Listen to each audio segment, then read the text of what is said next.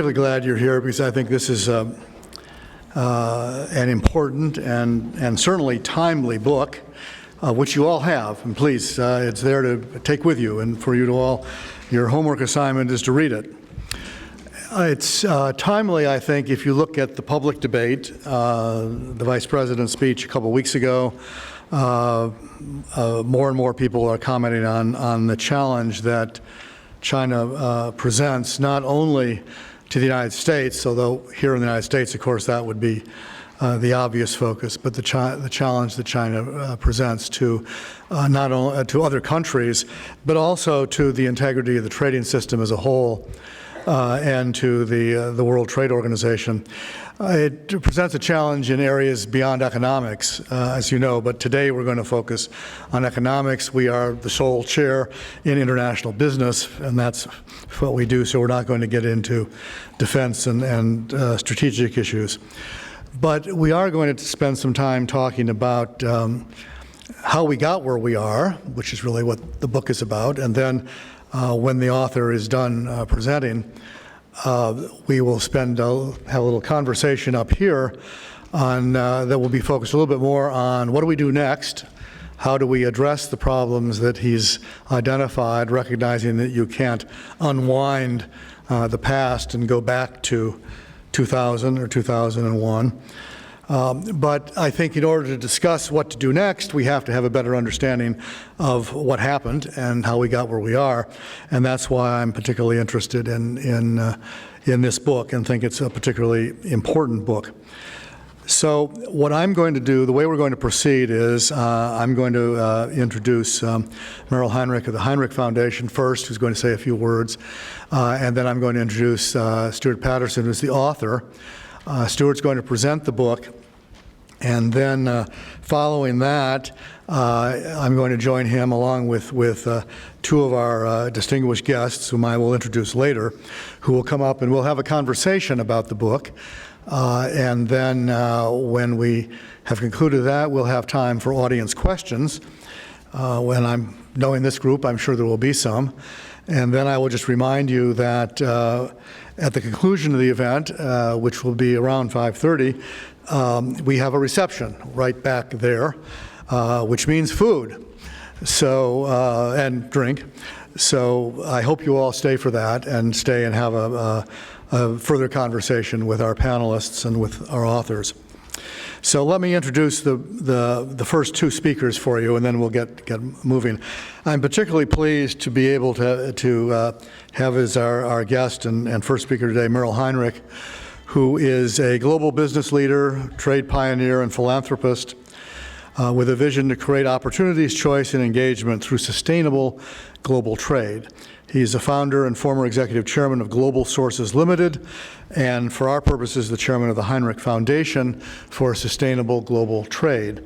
The foundation supported the writing and publication of the book, and in addition, the foundation supports one of CSIS's premier publication, maybe the wrong word because it's electronic, but it's Trade Vistas, which is a weekly piece that comes out that is designed to help people that are not really involved in the weeds of trade to understand trade and its implications better. And we do it through graphics and through stories and the occasional wonky article about rules of origin and technical things like that. But it's a wonderful piece. Go to tradevistas.org and you will find it. And I commend all of it to your attention, and I thank the Heinrich Foundation for its support of that. Once Mr. Heinrich has finished his comments, then we're going to go immediately to the author of the book. Stewart Paterson spent 25 years in capital markets as an equity researcher, strategist, and fund manager. He's worked in London, Mumbai, Hong Kong, and Singapore in senior roles with Credit Suisse First Boston, CLSA, and more recently as a partner and portfolio manager of Tiburon Partners, LLP. So he's covered the full spectrum of global markets, equity strategy, developed market equities, and emerging market equities, and has seen firsthand the impact of China's integration into the global financial system. So he is a person of broad experience who knows what he is talking about. So that's the program. I will introduce our other two guests after they're done and after we've all taken our seats up here. So first, Merle.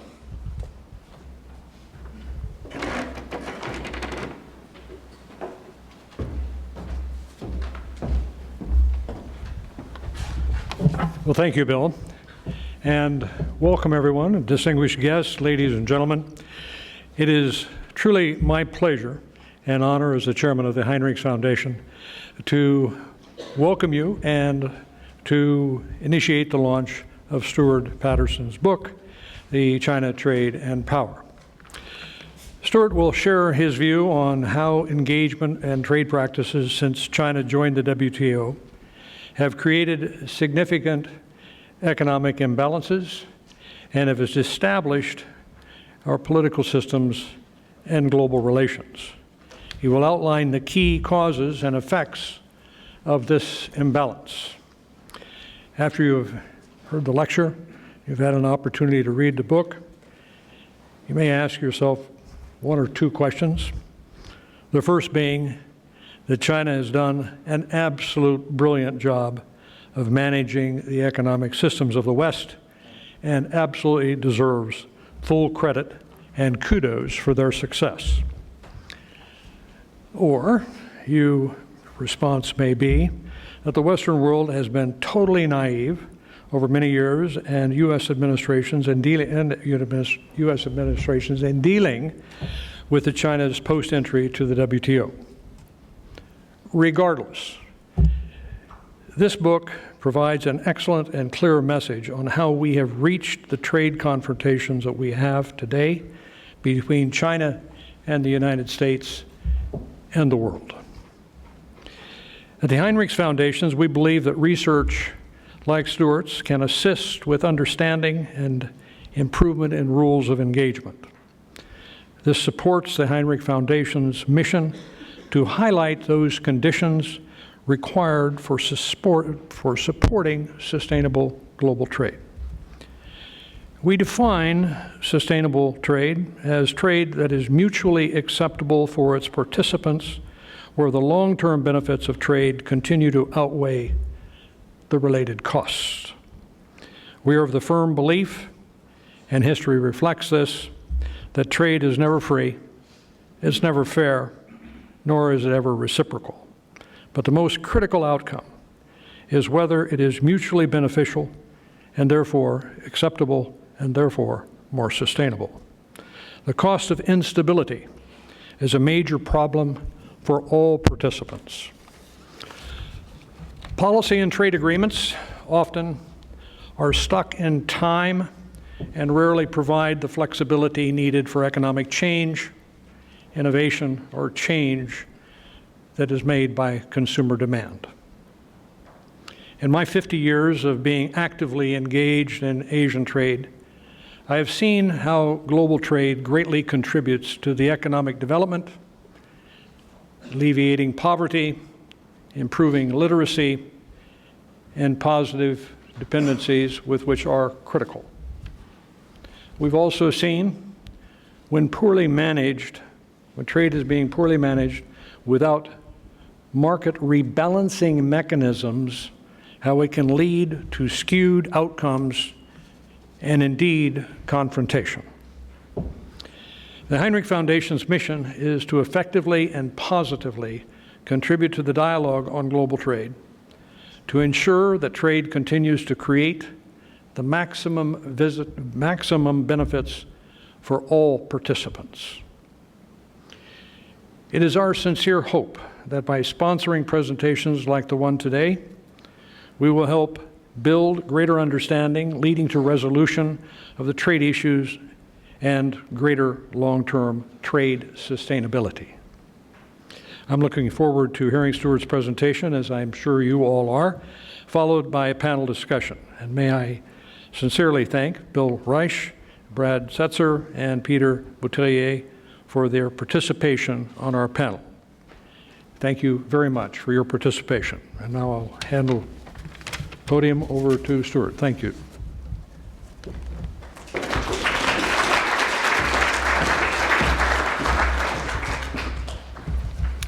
Thank you, Merle, and thank you to CSIS for hosting this, and thank you all very much indeed for coming along to listen to the presentation today.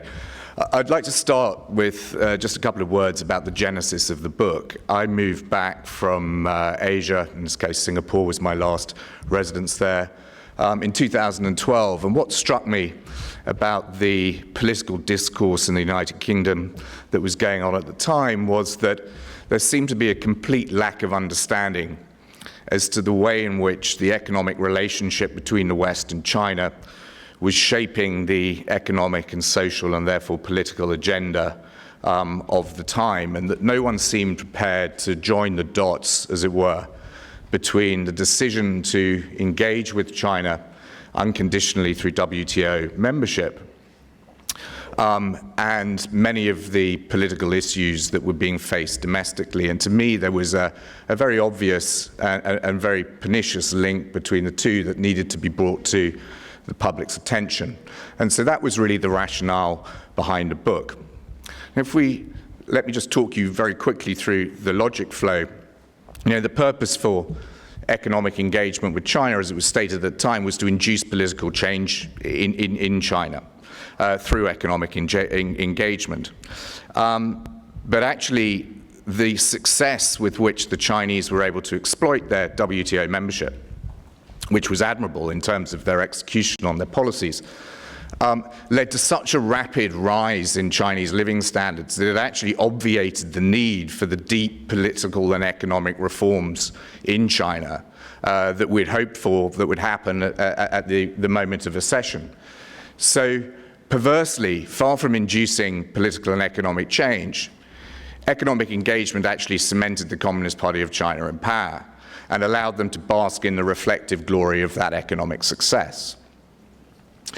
Meanwhile, in the West, what was happening was that globalization was allowing corporates to take an ever greater proportion of GDP at the expense of labor, and labor was being denigrated. And therefore, what was happening is the deflationary threat that trade with China was imposing on Western economies was being met with a policy of inflation targeting. And that inflation targeting effectively sequestrated the benefits of trade from the population and moved it to the owners of capital through lower interest rates. And I'll go on to explain this in detail. But it's left us with a legacy of debt and financial fragility in our own system, a lack of participation in property ownership, inequality of income and inequality of wealth distribution that I think threatens democracy and our way of life. So the paradoxical outcome of economic engagement with China is that it was meant to induce political change in China, but actually it's induced political change in the West, and not for the better in my view.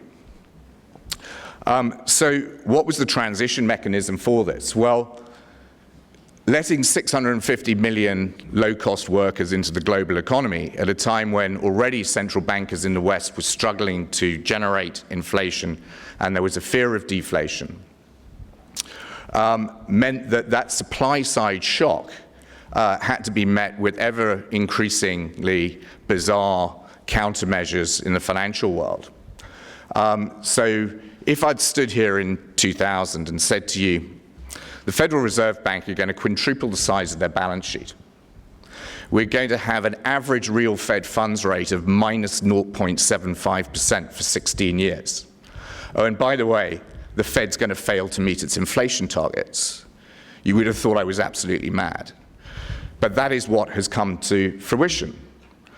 And of course, that was a consequence of the fact by throwing money at an economy to influence the price level, where the price of labor was being set at the margin in China, the price of manufactured goods was being set at the margin in China, has led to this incredibly lopsided growth, where we have service price inflation but manufacturing deflation. And that's reallocated resources. We've had rising asset prices and the consequences that I've outlined there. So let's go back to the decision to let China into WTO and what was expected at the time, because I think without a thorough understanding of what was expected and how it's panned out, then we can't hope to make policy decisions going forward which are likely to lead to the outcomes that we want. So if there was a national level interest in economic engagement with China, it was to induce political change. And the book really revolves around two speeches that I think define the epoch of the last 20 years. One was by Bill Clinton at the Johns Hopkins School, in which he was arguing in favor of permanent normal trade relations with China and the admission into WTO.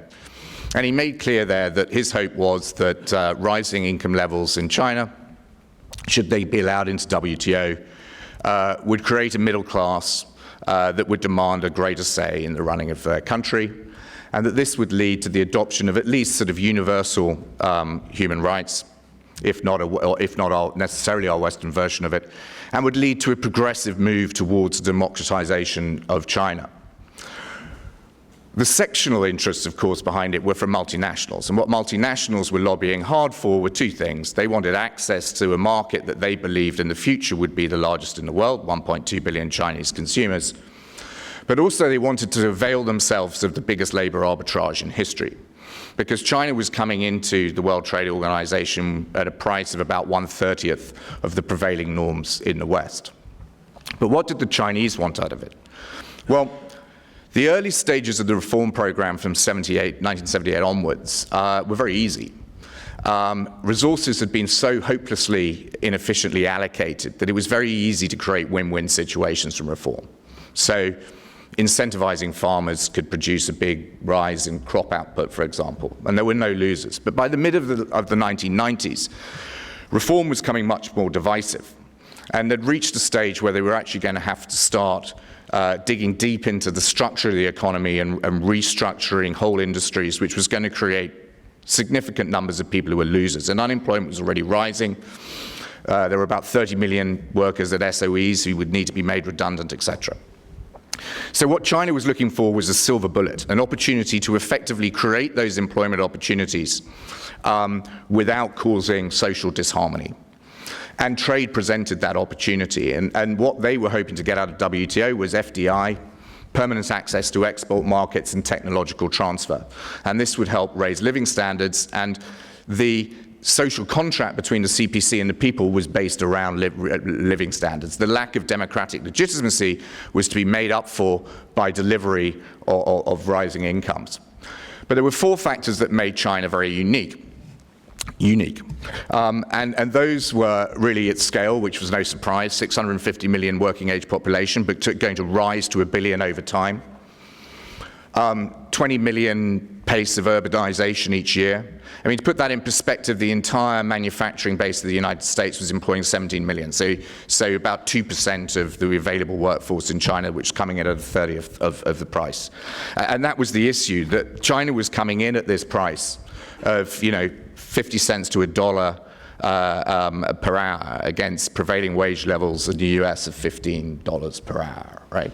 So what was possibly going to happen to wage levels in the West in expensive high-cost economies if you're bringing this number of people into the global trading system? It basically ruled out the prospect of labor taking their share of national income. But the third thing, perhaps the most important, and I would argue the one that negotiators should have been focusing on the most, was the monetary architecture of China. That China was running a very cheap exchange rate, a chronically undervalued exchange rate, and it was a fixed exchange rate. So the natural adjustment mechanism that was going to make this integration of China into the global economy smoother was not available. And the rise in Chinese foreign exchange reserves from about 170 billion at the time of accession to 3.8 trillion 10 years later showed the degree to which China was intervening in its exchange rate in order to maintain that competitive advantage. Also, equally importantly, was the state's dominance of the financial intermediation industry, right? So the banking and finance industry was state-controlled, which meant effectively it was party-controlled, which meant that capital was being allocated not on a profit-maximizing basis, but to meet national ends. And so this capital, China's huge savings pool, was at the disposal of the CPC to meet its ends. And that brings me on to the political economy, because what we were dealing with here was an economy that was dominated by state-owned enterprises. It was statist, it was nationalist, and it was pursuing national objectives. So what we were signing up to was to let a country of unique scale into the global trading system at an impossibly competitive price without the natural adjustment mechanisms to make it smooth, which was hell-bent on pursuing national objectives through statist intervention. So what did we expect to happen to our own workforce? What did we expect to happen to our own private sector companies competing with companies that could purloin the whole resources, the entire resources of a state in order to compete? Well, what did happen, of course, is that China's growth re-accelerated out of the doldrums of the mid-1990s. And although the difference between a 10% compound annual growth rate, which was prior to WTO, to a 15% compound annual growth rate in the 16 years post doesn't necessarily strike you as being dramatic, over 16 years, that means we're dealing with an economy that was twice as large, or is twice as large now, as what the most optimistic forecasts were saying at the time. So it's a $12 trillion economy, not a $6 trillion economy. Exports, quintupled in just 7 years. Completely unprecedented, 30% CAGR over that 2001 to 2007 period. China's share in global market value add in terms of manufacturing went from 6 to 24%. So if China was a company, you'd say it was monopolistic, right? And in many ways, the Chinese industrial complex is a single company, in the sense that the resources of the industrial complex are by and large in the control of the CPC. FDI, the MNCs that have been lobbying so hard for WTO membership, obviously tripled in the decade following accession, and I've mentioned already the intervention in the FX rate. So why was this so successful? Well, we'd embarked on the largest labor arbitrage in the history of mankind, low labor costs.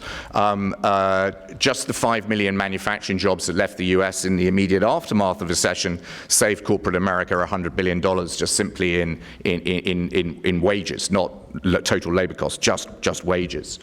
But the entire state apparatus was put at the disposal of exporters. So you had tax advantages, you had subsidized capital, input costs, et cetera, et cetera. You get the gist. And the speed with which China's economic success came to fruition meant that there wasn't any need to implement the reform program, not in a meaningful way. So SOEs weren't rolled back from the commanding heights of the Chinese economy. Respect for IP didn't develop. You still have a monopoly, a state monopoly of media, so how can you have a market economy if you can't have the provision of unbiased information? The rule of law didn't really develop. And so I would argue that China is as far away from being a market economy really now as it was at the time of WTO accession. The impact on the rest of the world was to turn prices upside down. So at one level, income was redistributed between countries. So think of Mexico back in 2000. It was growing quite rapidly. It was on a trajectory. It was on convergence with the United States. It was in NAFTA. It was a natural low-cost manufacturing base for the United States. Well, wages in Mexico in real dollar terms now are at the same level they were in 1990, and that's why it exhibits so many traits of a failed state. China ate its lunch. But we redistributed through the commodity boom income towards other countries like Russia. Australia obviously went through an ephemeral commodities boom.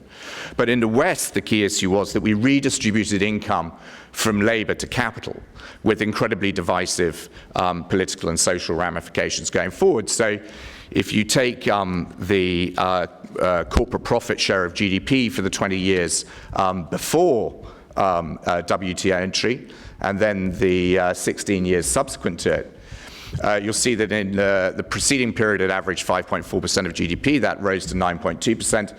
Cumulatively, that amounts to about a $10 trillion transfer to US corporates.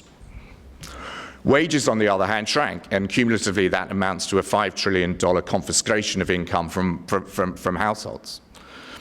So if you want to know why, the reality is, if you look at sort of wealth, net worth distribution, I mean, 1 in 3 Americans can basically fit their net worth in their pocketbook. And the reason for that has been that households and labor as a factor of production have been denigrated by engagement with China. But if that wasn't bad enough, we were going to make things much worse. And that's where I come to inflation targeting. So less than a year after China had joined WTO, Ben Bernanke made his speech to the National Economics Club in New York, which earned him the moniker Helicopter Ben. And in it, he outlined the reasons why deflation could not be allowed to happen in the United States. And the reason for that was we were too indebted. You were too indebted, but what goes for you also goes for the rest of the Western world. Now, we'd had plenty of warnings of what could happen here. I mean, the Japanese bubble that burst in 1989 exhibited big deflationary pressure on the rest of the world. We had the Asia crisis that spread into a broader emerging market crisis from 97 through to 99. And the monetary response to that Asia crisis produced the TMT bubble in the United States because the Fed was running monetary policy for too easy for too long. That created excess leverage, in this case in telecoms and tech. And then we went into the bust of that. But then, you know, we were letting China into WTO, and again, the Fed was struggling to stave off deflation, and we had the Bush tax cuts, which came at a moment when the Americans' marginal propensity to import from China had just gone through the roof, so we might as well just be handing the cash over to China. We were reflating the Chinese economy. And the problem with inflation targeting is that if you've already committed a large segment of your population to zero wage growth by making them compete with people who are earning a 30th of their wages, what does inflation targeting do?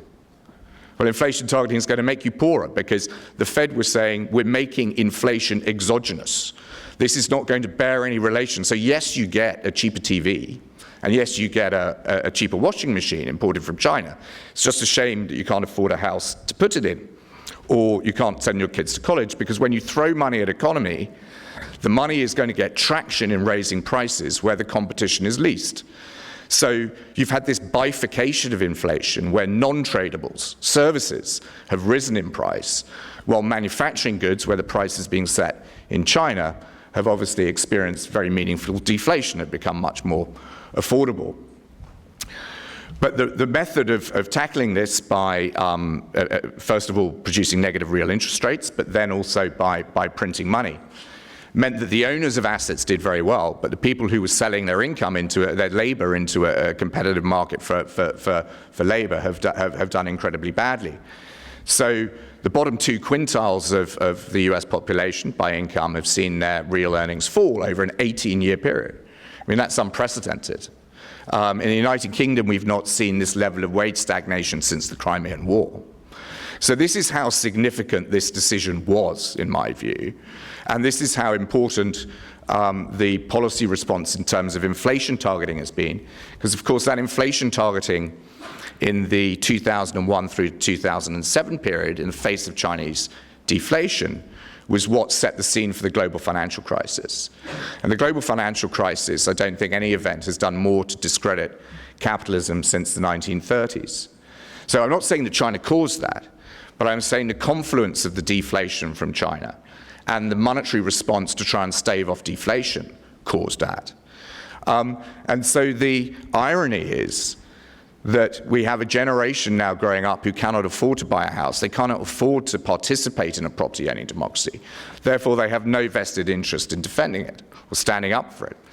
So we've created this situation where, you know, amongst our own population, we've weakened our own institutions and we've weakened support for the free market system. Worse still, I would argue that the economic rewards to Beijing's development have now created a situation where in many people's minds, the Chinese model represents a credible alternative to development. People will look at the malaise that Western economies are in, that legacy of indebtedness and what have you, and they look at the spectacular growth rates that the Chinese produced and say, well, maybe there's a different way of doing things. So is this actually just a tyrant's charter, or is this actually a genuine alternative road to economic development? So in conclusion, I'm going to say that deep market-orientated economic reform just simply didn't happen. Export success meant that it never had to happen. And the rising living standards has cemented the Communist Party in power. China now has an oligopolistic role to play in global manufacturing, and we can talk about how the current administration's policies might or might not challenge that. And Beijing's model is held up as an alternative to Western liberalism. And now we have a global rival that is antithetical to our values. So I'll leave you with these three questions that maybe are the lessons that come out of it. You know, is it possible to have deep economic engagement between countries that have competing or very different political economies without cross-contamination? Did multinationals come to dominate the legislative process here so dramatically that they were able to force an agenda that was against the national interest? And was economic engagement with China ever actually going to be compatible with social harmony here? Or was China exporting its way out of a very difficult predicament and passing that trouble onto us? So I'm going to stop there, and I think we're going to go on to the panel. Thank you.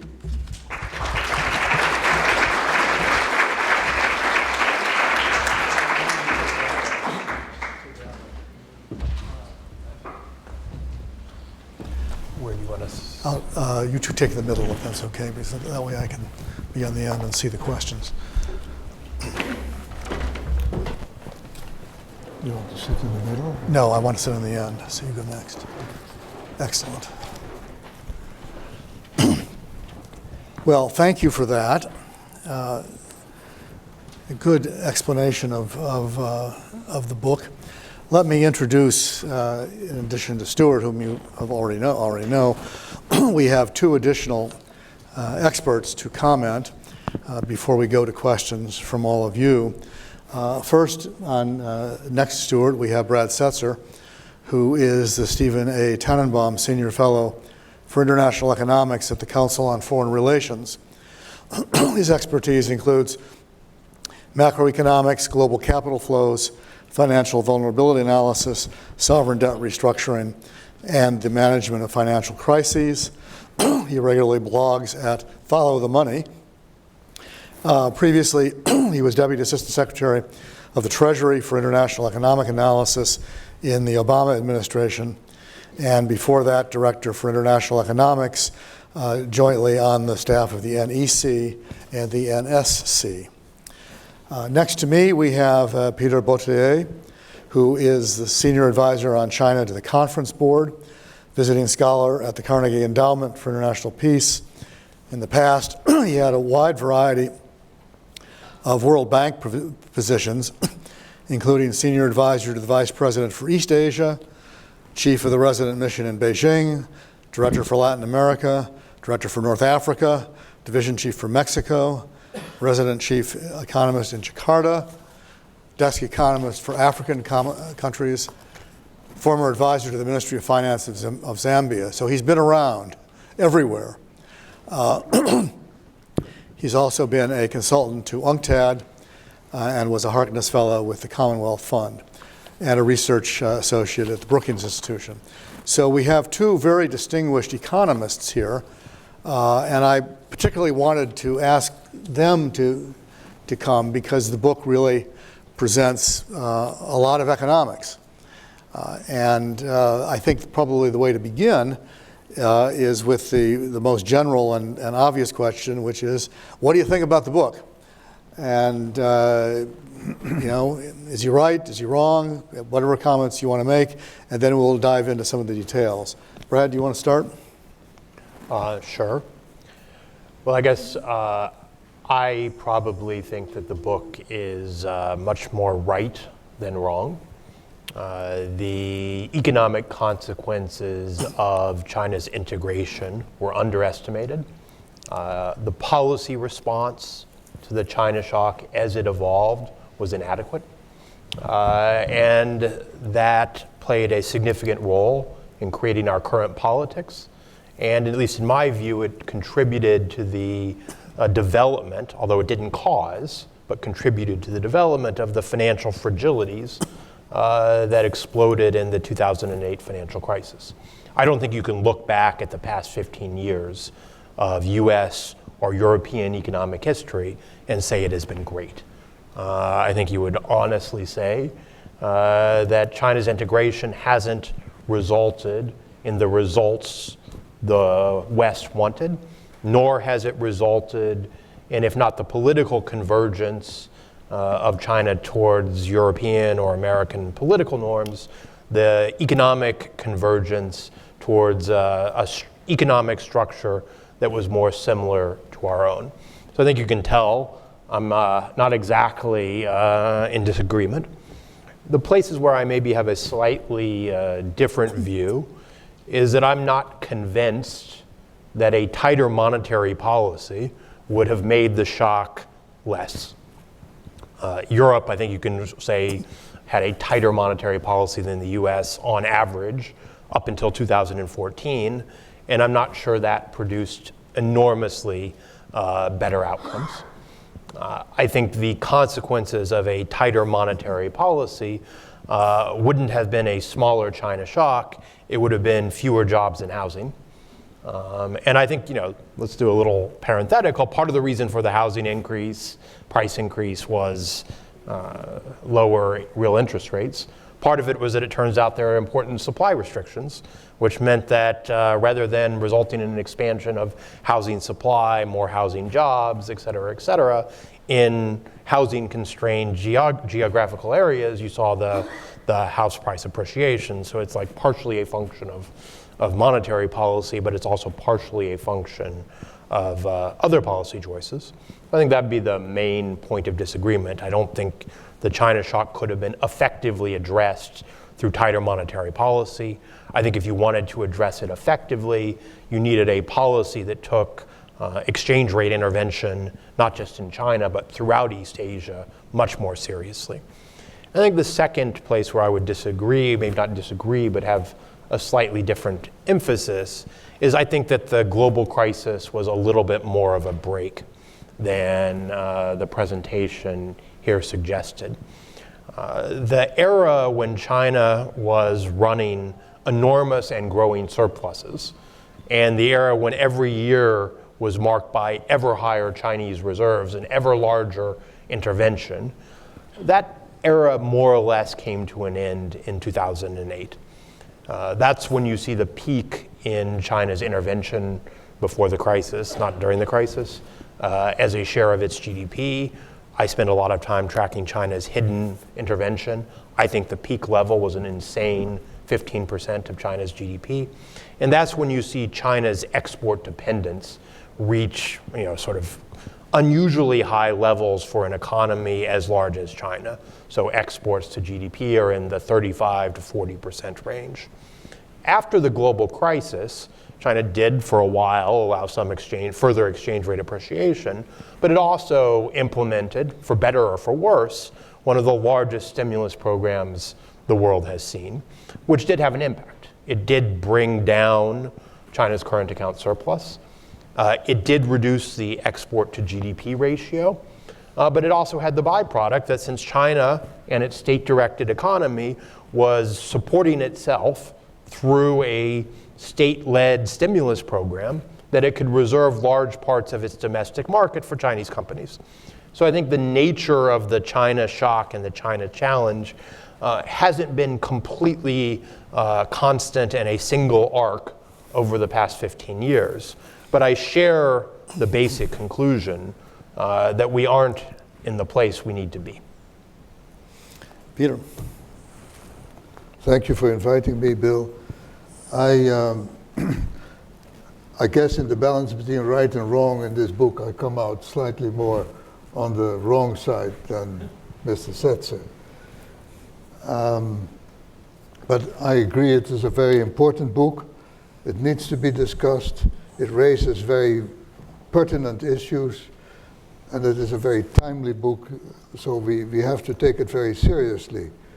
It reminded me strongly of a book that appeared about 10, 11 years ago by Jim Mann, The China Fantasy. You may recall that. That highlighted the naivete on the Western elite with regard to the expectation that China would democratize. So overall, I'm inclined to agree with some of the analysis in the book, but I don't agree with all conclusions, and I certainly don't agree with the recommendations. Let me explain. Whilst there are very serious issues, I think we are at risk of overstating them, of demonizing China in an unreasonable way, which incidentally seems to be a popular pastime in political Washington these days, bipartisan. The basic problem, I think, that Mr. Paterson has highlighted are two. One is that China hasn't, the political system of China hasn't evolved in the way we had expected, or at least hoped. There's no movement towards democracy. If anything, in the last 5 years, there seemed to be a movement in opposite direction.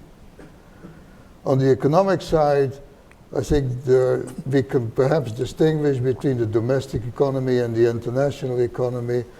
On the domestic economy, the internal economics, Mr. Paterson is right to complain about the growing state intervention in China's economy and the emphasis on state enterprises, particularly in the last 5 years. On the international level, I think the basic problem that I see is that we have been trying to integrate under WTO one set of rules, totally different economic systems. China's system is obviously very different from ours in the US or in the West in general. And we may not have sufficiently realized the implications of that. Where I agree with you is that we have not serious, that we, prior to the PNTR law and allowing China into the WTO, we did not sufficiently look at the consequences of absorbing China's low-cost labor force into the global labor force. You're right in pointing out, as others have done, that this had a seriously depressing effect on wages and general incomes in the West. It has also cost us a lot of manufacturing jobs. You're also right, and I think that is your original major contribution that I at least take out of this book, is that the deflationary impact of China's export growth on Western monetary policy may have led to overexpansion of money supply, of lending in general in the West. It may have contributed to asset price inflation in the early parts of this century, may therefore indirectly also have contributed to the global financial crisis. I think that's a very interesting way of looking at it, and I believe it is a valid way of looking at it. Where I disagree with you is the notion that we made a big mistake, that the West and the US made a big mistake by passing the PNTR law, admitting China to the WTO. And I also disagree with you that we should now disengage from China, but I will elaborate that a bit more later. The book itself, I think, has three major flaws and a number of smaller flaws. I will, because of the time, not talk about the smaller flaws, but the major flaws I see are, number one, it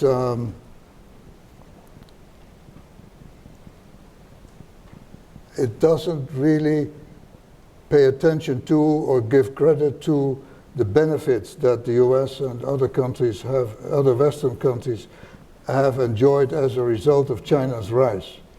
The fact that we now have a booming economy with exports to China growing faster than to any other destination has a lot to do with the boom, in my opinion. We have a lot more job creation in the United States export industry and other industries because of China. You don't pay attention to that. Another flaw I see is that you overstate the importance of China's entry into WTO. That was important, but it was not the origin of China's rise. It was not the beginning of China's export boom. It was not the beginning of the FDI boom inflow into China. And it allowed China, by joining the WTO, it allowed China to continue that pattern of growth for another 10 or 20 years. But it was certainly not the factor that triggered it all.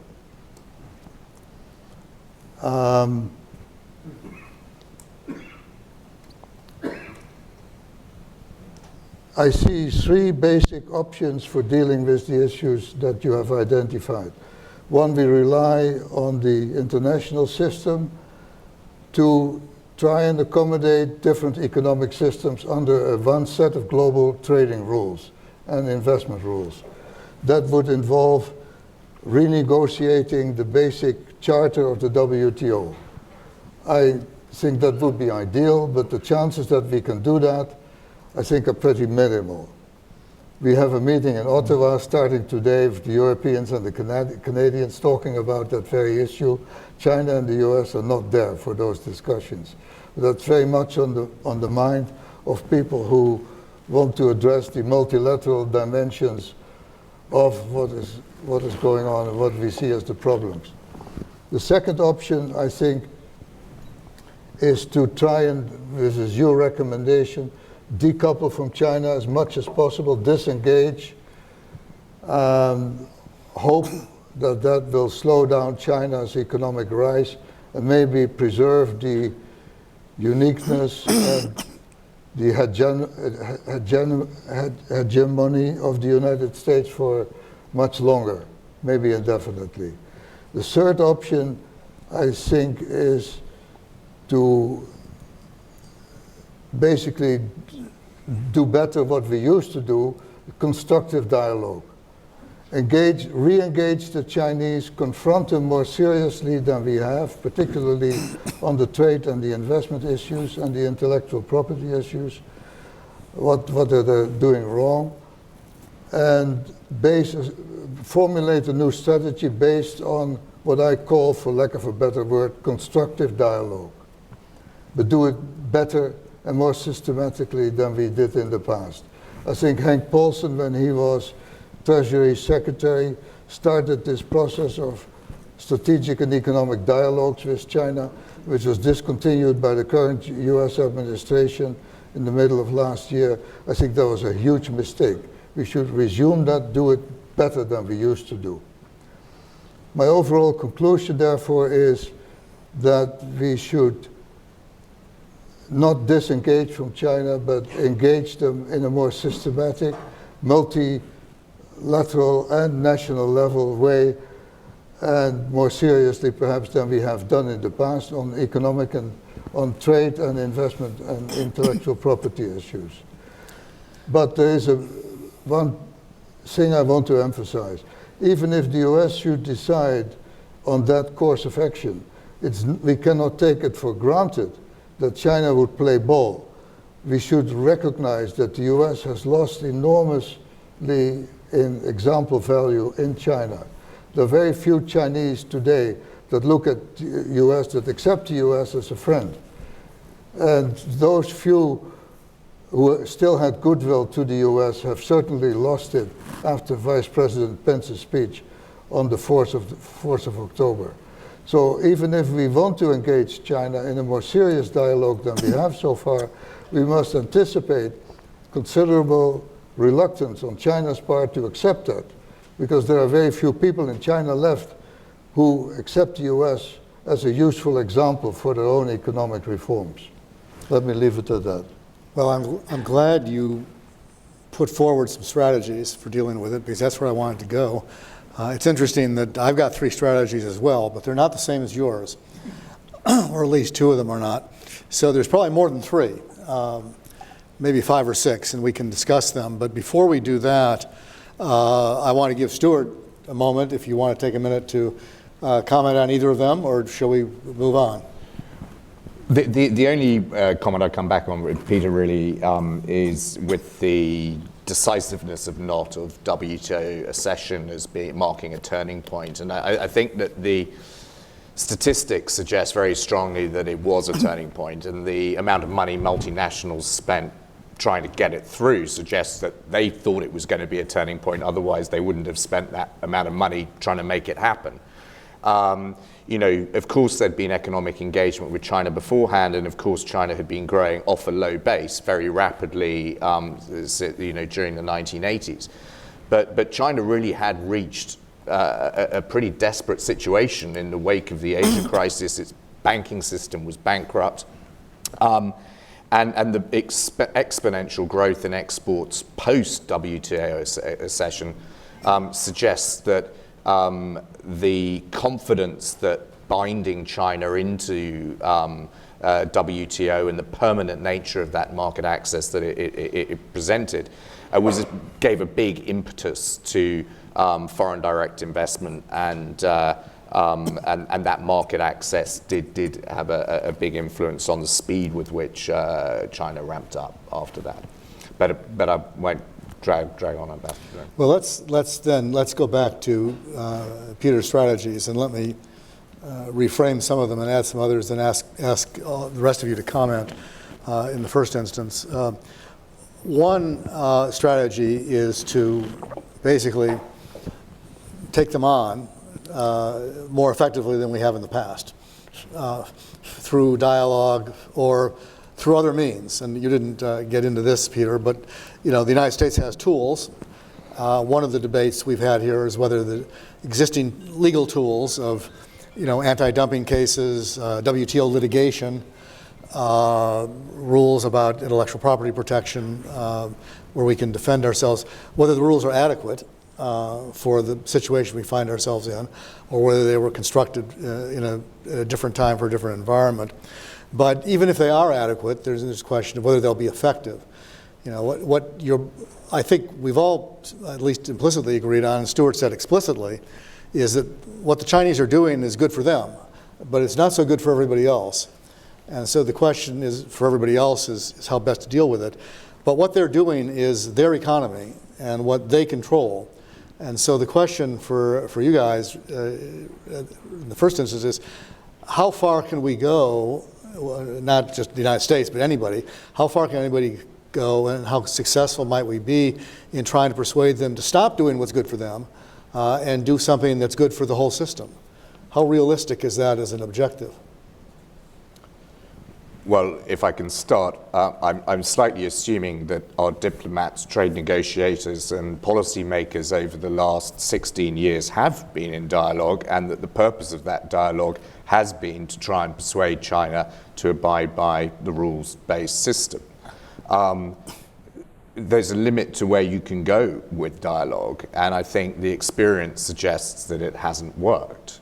And I think that what lies behind this desire is the fact that there's a misunderstanding as to the nature of the Communist Party and its control over the economy and its mercantilist approach to economic development. It is a nationalistic approach to economic development. The resources of the nation are at the disposal of the government, and we don't have that, and nor should we have that at our disposal. We don't want our multinationals or our companies to become tools of geoeconomic policy, because then we really have turned into China.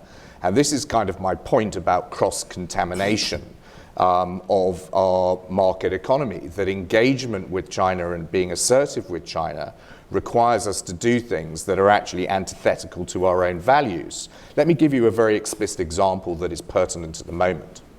About $25 trillion of global capital is run against benchmarks, indices, MSCI, FTSE, Russell, etc., right? And these companies are being leaned on now by China to include domestic Chinese assets in those benchmarks, right?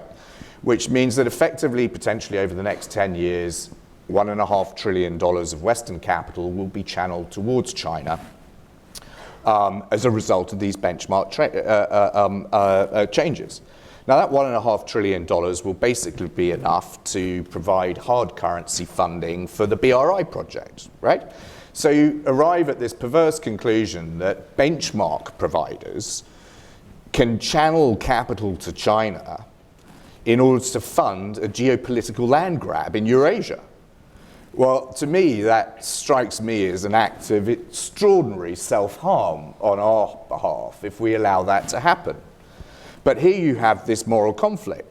Do we allow our private sector companies to continue to engage with a global rival along the principles of capitalism and free markets and free decision making? Or where do we draw the line and say, actually, no, the geopolitical ramifications of this engagement are too dramatic for us to just stand back and let markets play their course? And so this is what I mean by the way that engagement is leading to cross-contamination. Brad, you want to comment on that? I mean, it is a striking statistical observation that last year there was about 150 billion in bond inflows into China, which more or less would have been actually a little bit more than China needed to fund its outward lending by a state commercial bank. So it was a mechanical matter. We're already in kind of that world. The only observation I would make is that there are other ways that the BRI could be funded. It could have been funded with a weaker exchange rate, the Chinese central bank intervening, and then the Chinese central bank handing money over to China XM and CDB, and that would actually be worse. So I'm conscious of that. I think the hard question, and to my mind it is a very hard question, is whether the existing rules are adequate to manage the China challenge, or whether we would be better off with China in some broad sense outside the WTO. And in that context, I would note you could push China out of the WTO quickly, which is how the Trump administration, if it goes ahead with its tariffs, would do. Or you could take the Jennifer Hillman approach and have a large joint case arguing that China has frustrated the intent, not lived up to the spirit of its commitments, and effectively seek a renegotiation of China's terms of entry. So where do I think there are issues around whether the existing set of rules is adequate to the China challenge? I think there are four broad issues. One is that China was let in as an emerging economy, as a developing country, and so broadly speaking, it has higher tariffs than the US and Europe. Now it is of comparable size and scale. It is still obviously much poorer, but you can ask whether those are the right tariff terms for an economy of China's size.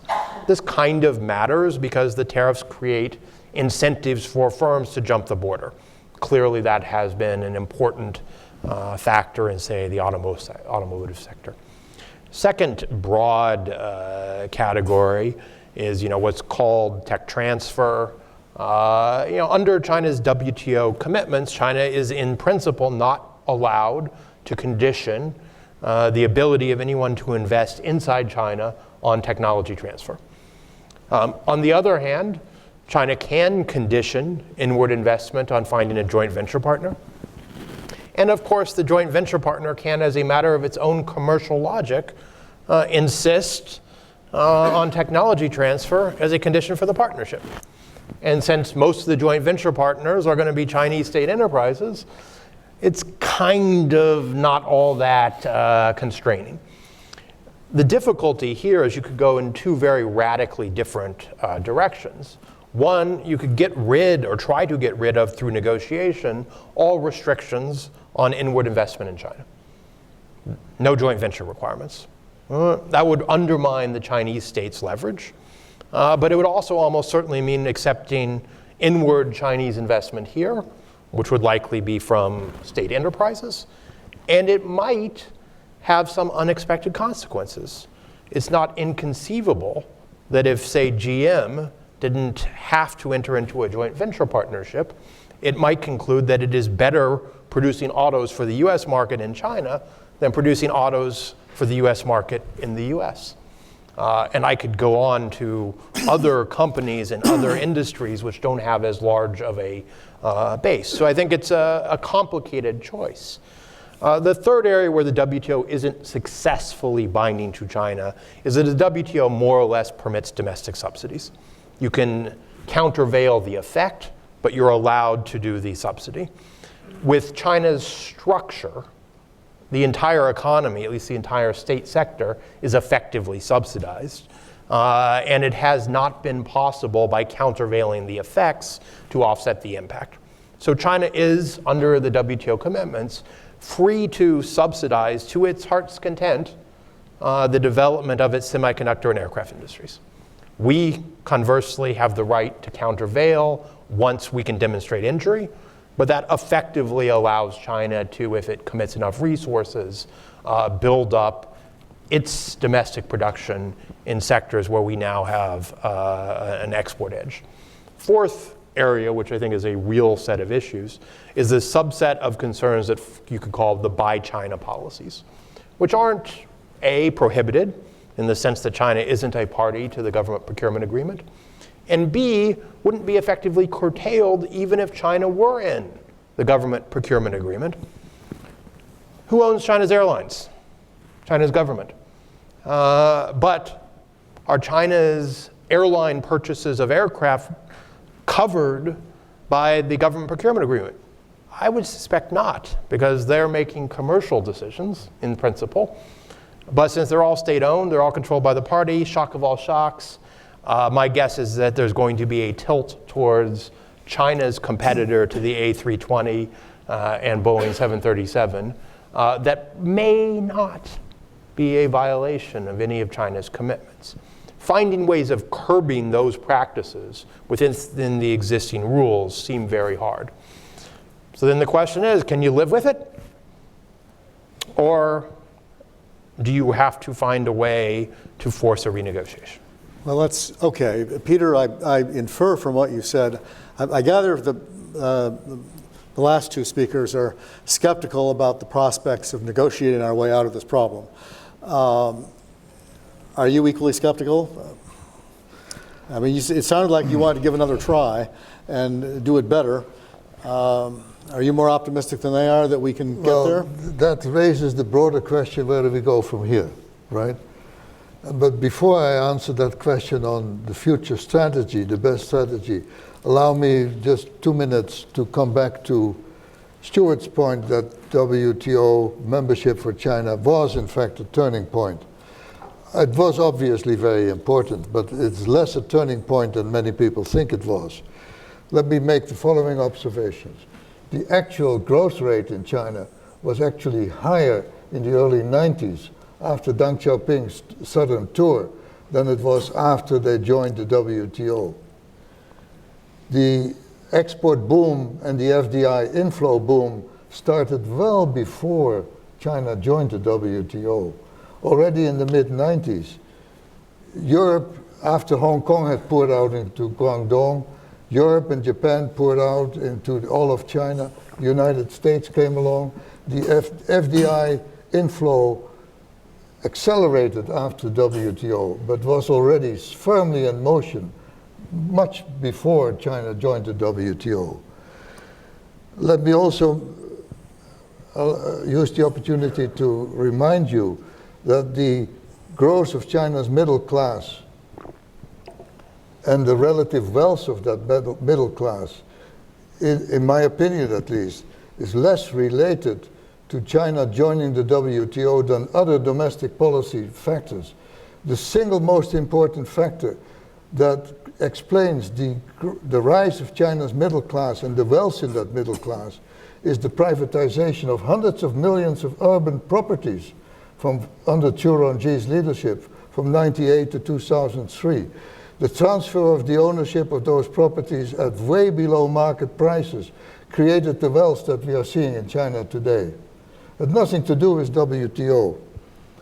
Let me further remind you that joining WTO and equipping itself to deal with greater international competition was not painless for China.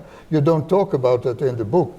You might have mentioned that the closure of many state-owned enterprises cost 20 million jobs between 1998 and 2004.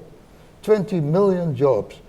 China adjusted its domestic, you complain that there is no progress towards rule of law, but thousands of laws and regulations were made or adjusted in China and at the provincial level in response to China joining the WTO. So how can you say there is no progress towards rule of law? There clearly is. Now, with regard to the question, which is the more important question, where do we go from here? Yes. The answer depends very much on whether you agree with Stewart's notion that engagement in the past has failed. I don't think it has failed. I think it has been, in many ways, very successful. China's economic success is, in a way, also our success. The fact that China has been able to reduce poverty by hundreds of millions of people is not a minor factor, not just an internal factor, it's also a global factor. Most of the reduction in global poverty is due to China, and that is related to our efforts to engage China, to bring China into the global community. So I don't buy the notion that engagement has been a failure. I think China has not delivered on certain of our expectations, particularly regarding further opening up the economy to trade and investment and liberalizing the political system. On the political system, I don't know what the answer is. I don't think we have an answer. It's up to them. On the economic side, we have to press harder than we did in the past. Hence my conclusion that we should not disengage, but engage more forcefully than we have been in the past, and press for those precise areas of problems that we have identified, particularly the intellectual property areas, the fact that so many industries are still relatively close to foreign investment. And there was another factor which just slipped my mind. Let's talk about the disengagement strategy for just a minute. I think it's been suggested that our administration's policy right now seems to be pushing American companies in that direction. The tariffs encourage people to leave. The message from the U.S. administration has been, at least in the high-tech sectors, to leave. But we also have Xi Jinping saying China needs to be more self-reliant. You have Made in China 2025, which is the sort of the source of a lot of what we're talking about, which is essentially a blueprint for developing global world champions that are intended to compete against and beat us. So it seems to me that there already is a disengagement, that at least half of it is not driven by US policy, but by Chinese policy. Is there an inevitability to this that, we can talk about all we want about whether this is a good thing or a bad thing, but it seems to be happening regardless? Or am I wrong about that? Well, who wants to? Can I respond to that very quickly? Yeah, then we'll work our way down. And then you go back. Xi has indeed made those, in recent speeches, emphasized more the need for self-sufficiency, self-reliance. How much of that do we think is a response to the US initiative to close off ZTE as a buyer of semiconductors from US companies? If I were in his shoes, and I don't agree with all his policies, certainly not with all aspects of the Made in China 2025 policies, I would also come to the conclusion that the only rational way is to become more self-sufficient in semiconductors, because that's the real issue. Which seems to be exactly where they're going. Do either of you want to comment on this or not? I mean, well, I would maybe this is the answer, whether we want it to be the answer or not. Well, I think that would be the way it's going, because if you're sitting there as in charge of a command economy as the chairman of the party, you're looking at, you've taken advantage to a large degree of the benevolence of the rest of the world to get to where you are. You're looking at how you can weaken the geoeconomic forces that your opponents can bring to bear on you.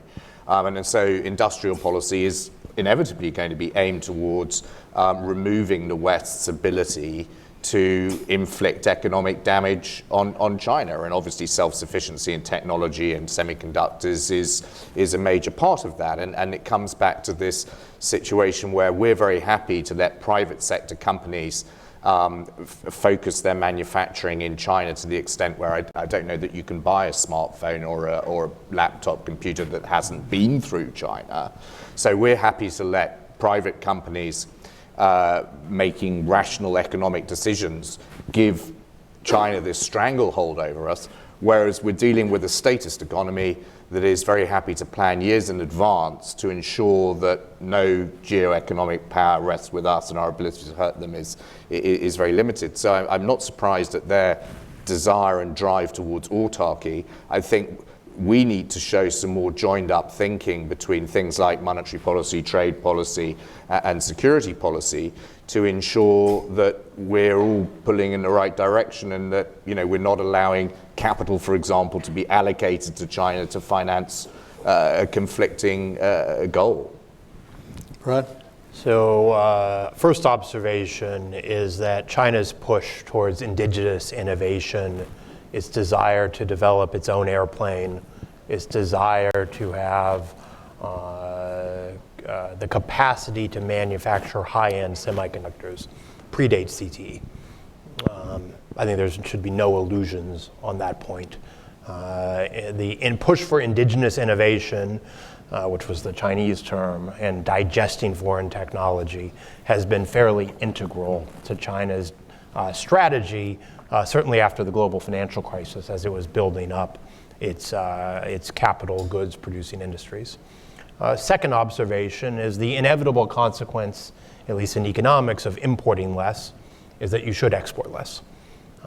So the question then becomes, if China succeeds with an import substituting policy, how do you end up in the new equilibrium of a China that both imports less and exports less? Doesn't trade at all, just does less. The natural way in economics for that to happen is that the exchange rate should appreciate. That will, on its own, create a market mechanism which will encourage U.S. firms without any tariffs or push from the U.S. state to move some portion of their production outside of China. That can't necessarily be assumed to happen in a controlled exchange rate regime, particularly because it hinges on a macroeconomic equilibrium that supports exchange rate adjustment. And getting that macroeconomic equilibrium in an economy that still saves 45% of its GDP is actually quite hard. So I'm not sure we can assume that will be the end result. It seems to me, and this we're going to go to the audience in a minute, but let's have one more round here. It seems to me one of the consequences of a disentangling policy by both sides is to, if the Chinese don't abandon Made in China 2025, and there's no sign that they will abandon it, doesn't it really imply that the real battleground going forward is in third markets and not in China? We're spending a great amount of time in this conversation, but also in national debate time. What do we do about China? What do we do to China? Or what do we do with China, as the case may be? Isn't the real battleground elsewhere? Because we're going to be competing against them in Europe, in Southeast Asia, in Latin America, and in Africa. Isn't the question what we do there, where the playing field is more level? I'll answer that. I think that is part of the question. I would say we are already competing in a range of sectors against China. In, say, high-end construction equipment, the Chinese are quite avid exporters. In high-end telecommunications equipment, the Chinese are on there isn't really a U.S. national champion, and the Chinese are quite dominant globally, and we're a little bit dependent on Ericsson to maintain any competitive equilibrium. So I don't think it's just a question of the past. I think it is a question in part of getting access to other markets. I think it is in part a question of matching Chinese export subsidies, so XM-style financing.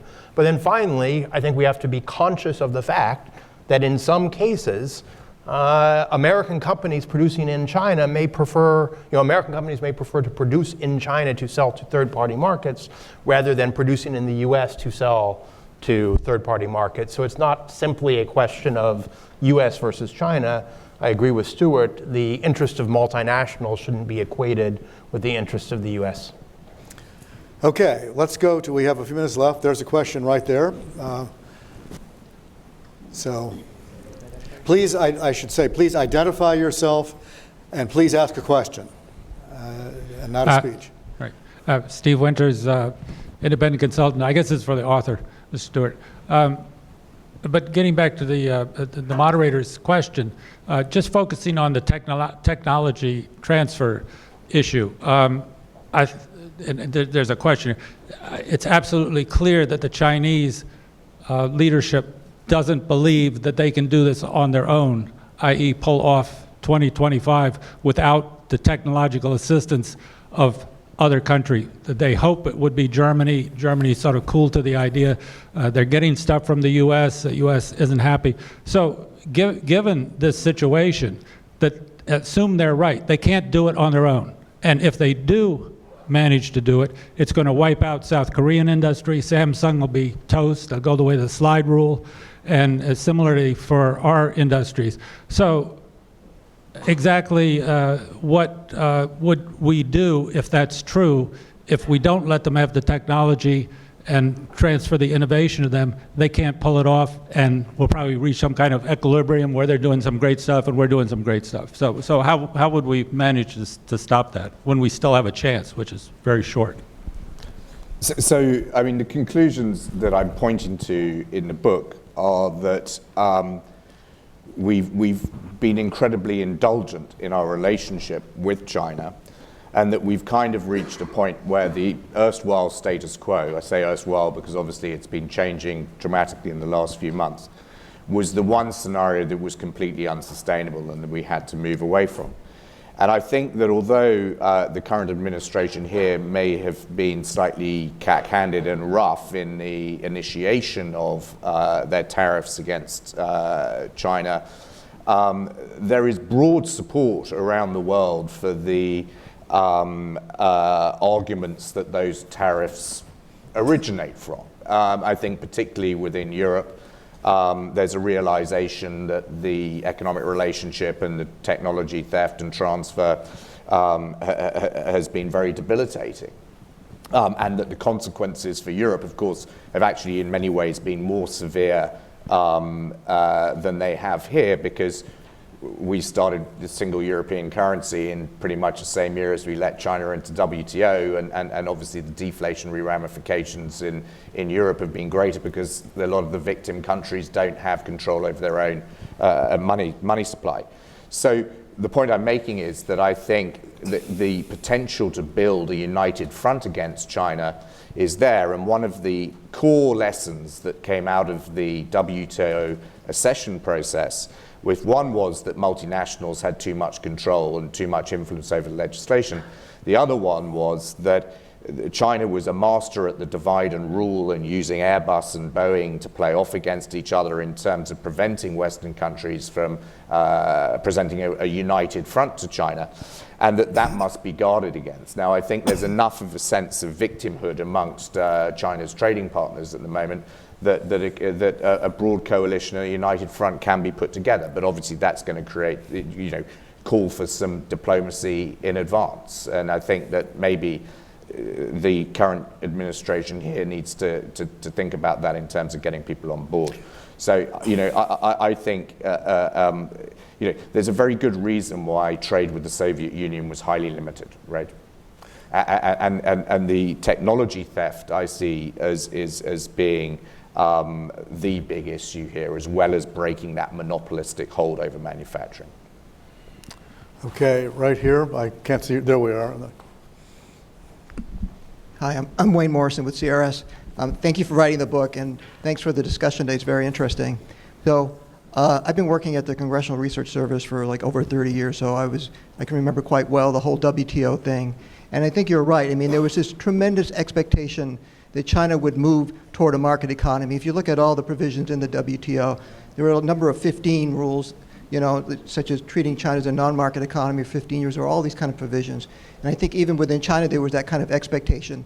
And then it sort of didn't happen. It was as if I hired a painter to paint a room and they only painted half the room. So on the one hand, I'm outraged they didn't finish the job, but on the other hand, they did paint half the room. So here's the question. My concern is, are we following a good strategy to try to change China's behavior? So if you look at the total U.S. trade policy of using Section 232 tariffs on steel and aluminum, threatening those tariffs on autos, undermining the WTO, the Section 301 thing against China, not going through the WTO. So it's almost as if we are undermining that very process that we wanted to use to reform China. And then secondly, if we isolate China, are we not just going to drive them more into that market-driven economy rather than bringing them into the light? I just wonder if there's a better strategy here. Who wants to comment? Anybody?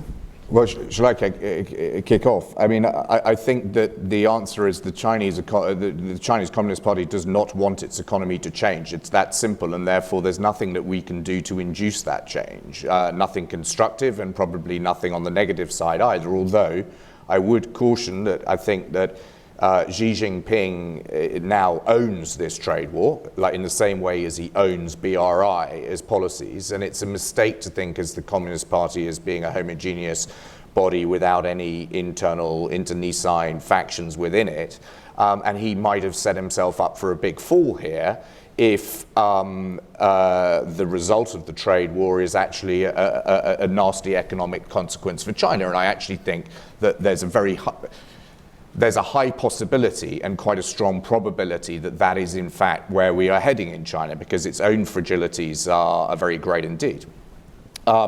So it would be very ironic if the actual policy of modest disengagement actually produced the political results that engagement was supposed to produce, and I think that might well be the case. But I think there was a massive miscalculation at the time in terms of the fact that there had been no ideological conversion in China to free markets, right? I mean, even people like Xu Rongji, who were very happy to embrace markets, were embracing them because they saw that as securing the Communist Party in power, that it allowed them to fulfill their part of the social contract, but they were never going to let go of command over the economic resources in China. And there's nothing that I've seen in the last 16 years that suggests that that has changed. And therefore attempts to induce reforms of China's economy through a carrot are simply not going to work. And we've been trying the carrot approach for too long to our own detriment. Okay, here in the front row. Thank you.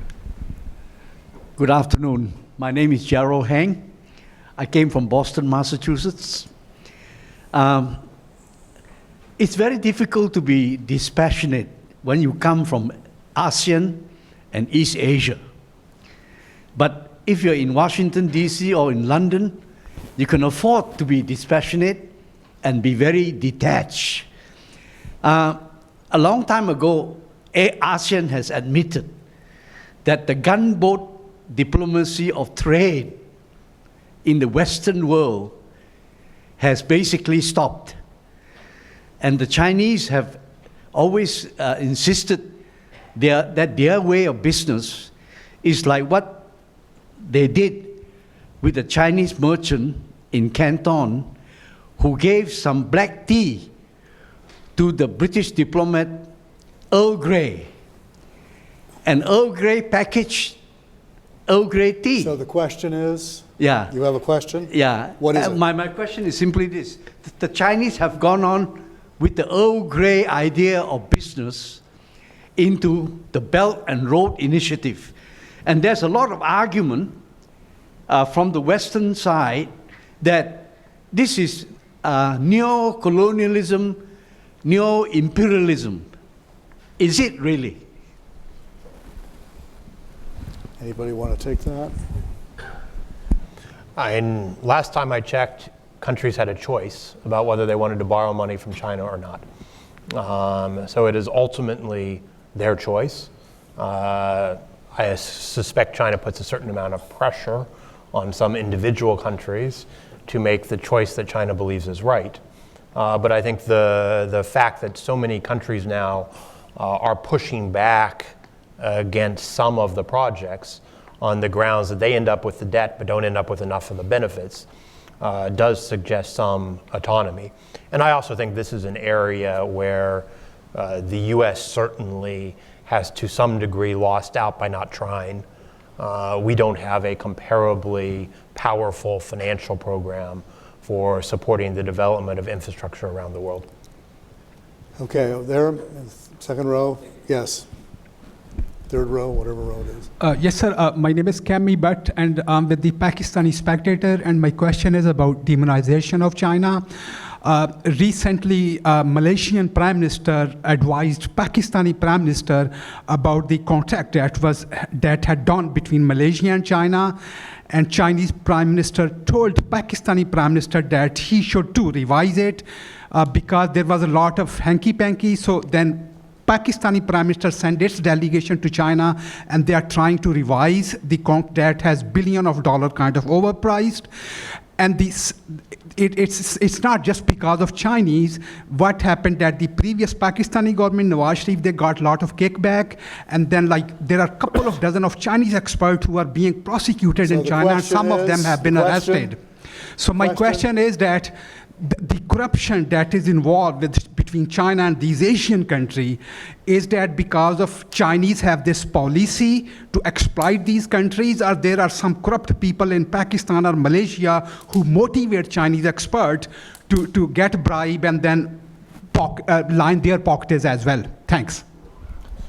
So, I think you've highlighted a part of the strategy of the Chinese Communist Party in terms of BRI, which is that, in terms of infrastructure spending, the key determinants are the margins for the SOE companies that are going to undertake this to some extent. But there is potentially a big gap between the wishes of the population and what they might wish to sign up to, and they will be the ones paying the bill, and the political leaders who are actually signing the contract, and that there is a divergence of those. So yes, that is obviously a part and parcel of BRI, and that's likely to be the case going forward.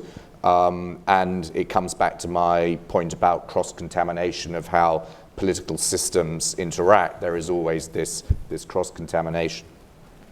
Okay, Eric, you get the last question, and then we'll adjourn to the back room, and you can continue the conversation. Eric Hirschhorn, I'm a retired lawyer and government official. To what degree, perhaps, might we be talking just around the edges of the issue and not addressing the internal issues of an economy that, although at one time was going to be built by exports, is now being built by freely available debt, and the degree to which that, more than anything in the trade sphere, may undermine the current Chinese economy? So the first and obvious point to make is that, under the monetary system that, as Brad pointed out, sort of came to an end at the global the GFC, money creation and debt creation in China were linked to the balance of payments and the accumulation of foreign exchange reserves. And obviously those foreign exchange reserves gave the RMB some credibility because it had some backing assets. And then that monetary system has changed. And now, as you say, they're in a fiat money environment pretty much, in the sense that they are printing money. And it's a confidence trick as to how long they can go on doing that. And what, of course, we're seeing is increasing levels of coercion having to be adopted in order to stem the capital outflows from China, because clearly you now have this enormous wealth pyramid, a paper wealth pyramid largely, and the foreign exchange reserves might represent, well, at most about 10% of the potential capital that could leave. And that resort to coercion and the fact that we're not moving to an open capital account and the market finding a price for the currency, I think is as much evidence as possible that we have failed to move in the direction of a market economy. I think that the If you look at the numbers in China now, it's difficult to avoid the conclusion that about 20% of GDP each year is changing hands in the form of interest rates, which is just an extraordinary high percentage of GDP. It's an accident waiting to happen. It's a bubble looking for a pin. And when that happens, I mean, when one of Brad's very good points was to say that, China's reliance on exports has diminished post the Asian crisis, the global financial crisis. But it wouldn't surprise me if we suddenly find ourselves faced with a large RMB devaluation and we're back to where we were before. And that's why I think, it's important that we appreciate what has gone before, because the chances of us facing that situation again, I think, are quite high. And of course, it won't be portrayed as being a devaluation. It will simply be the fact that there is too much money being created in China for the existing exchange rate between the RMB and the dollar. And eventually that market force will become irresistible. And so that bursting of the credit bubble will be potentially the trigger for a next big deflationary financial crisis here. And then we will be faced with, okay, so what do the Federal Reserve and the other central banks do? Do we continue to pursue this inflation targeting in response to a big deflationary shock out of China with the inevitable ramifications? And that's why I'm so worried about the implications for our society going forward, because I think we're going to see the whole situation repeated again. All right. We are over time, and we're keeping you from the reception. Please thank our panel for a very enlightening discussion.